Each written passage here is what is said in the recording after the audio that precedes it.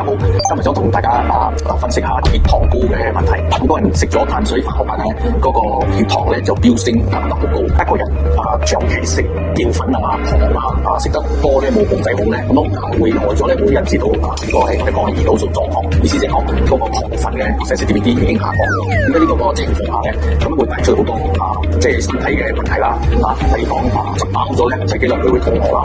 中意食甜嘢啦，食完飯咧就好容易攰都係嚴重啲咧。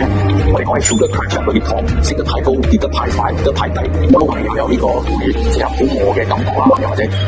手震咁嘅問題啦。胰島素咗個問題咧，冇處理到咧，得到我哋嘅胰臟失去咗50%嘅功能咧，咁我哋就會入到去即係糖尿病嘅問題噶啦。糖尿病前期啦，空腹嘅血糖係5.6到6.9，血糖入邊咧，胰島素又高，血糖又高咧，出咩問題咧？就係攝太多脂肪，尤其是啲內臟脂肪咁跟住我哋身體嘅燃燒脂肪都會下降。血糖同埋胰島素高嘅情況下，都會影響我哋啲血脂，令我哋嘅膽固醇高啦，係嘅膽固醇高，會有心血管嘅問題啦，血管有阻塞嘅問題啦，長期有